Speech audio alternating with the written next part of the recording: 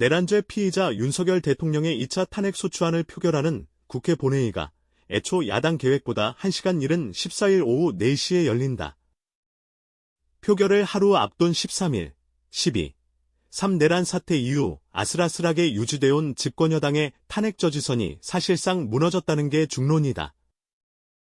윤 대통령 탄핵을 요구하는 각계각층의 목소리가 전국에서 분출하면서 국민의힘 내 이탈자가 하나둘씩 늘어난 결과다. 국회는 더불어민주당 등 야6당이 발의한 두 번째 대통령 탄핵 소추안을 이날 본회의에 보고했다. 이날까지 한겨레가 파악한 국민의힘 내 탄핵 찬성 의원은 11명이다. 대통령 탄핵 소추안 가결 정족수에 부족했던 8명을 훌쩍 넘어선 셈이다.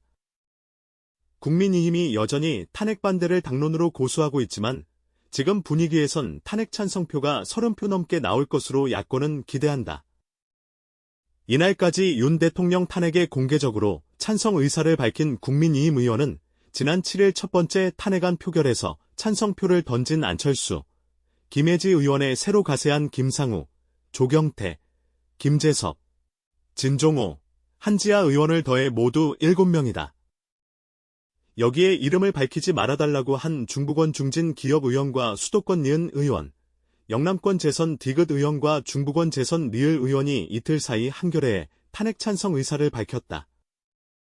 배현진, 유용원, 김태호, 박정훈, 정성국 의원 등 탄핵안 표결에 참여하겠다고 밝힌 의원들 역시 찬성표를 던질 가능성이 높다는 게 당 안팎의 관측이다.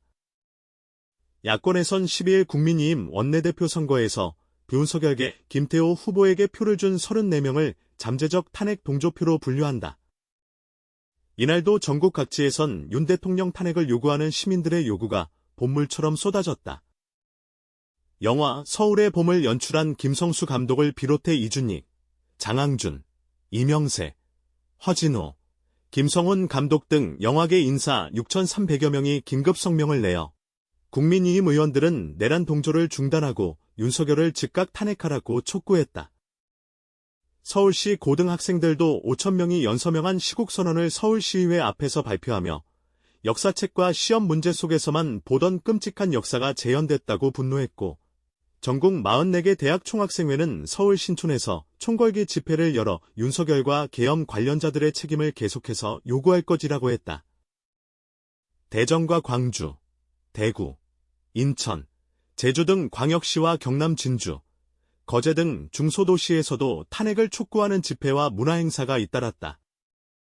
손현수 기자 정봉비 기자 박고은 기자 김용희 기자 14일인 오늘 오후 4시 내란죄 피의자 윤석열 대통령의 2차 탄핵 소추안 국회 표결을 앞두고 오후 2시부터 서울 여의도 국회의사당과 전국 각지에서 촛불 집회가 진행된다.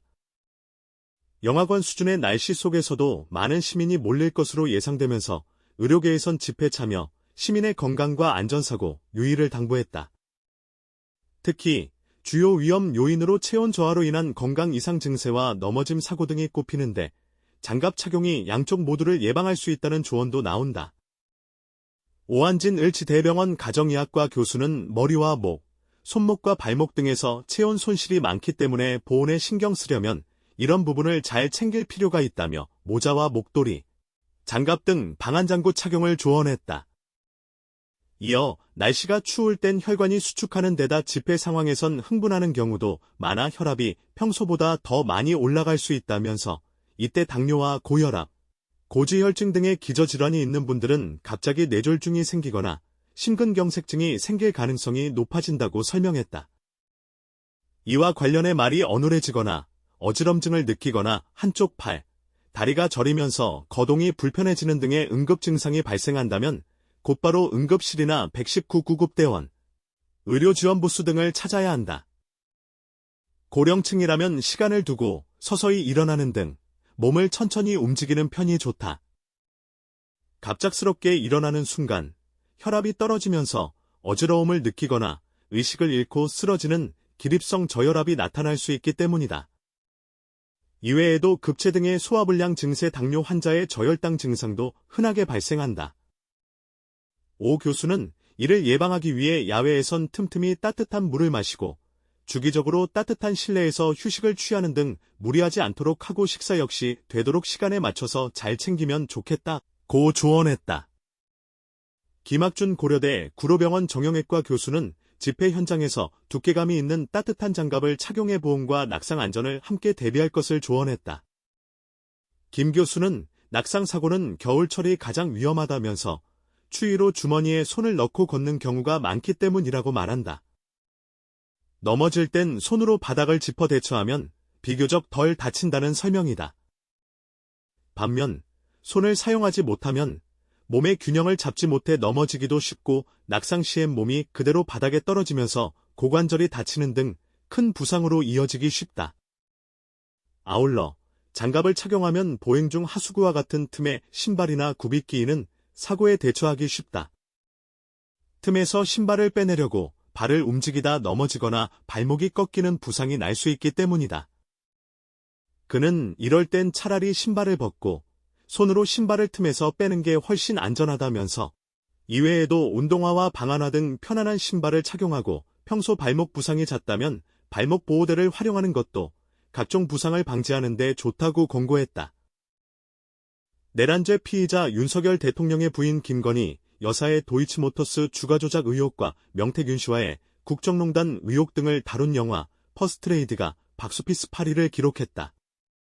14일 영화진흥위원회 영화관 입장권 통합전산망 누리집을 보면 지난 12일 개봉한 퍼스트레이드는 개봉일 하루 동안 4,822명의 관객을 모은 데 이어 전날엔 5,934명의 관객을 모아 박스오피스 전체 8위를 차지했다. 개봉 전 관객 수를 포함해 전날까지 누적 관객 수는 1만 2,982명으로 집계됐다. 이 영화는 김건희 여사의 명품 가방 수수 사건을 비롯해 양평고속도로 노선 변경 논란, 민간인 국정 개입 의혹 등을 다룬 다큐멘터리 영화다.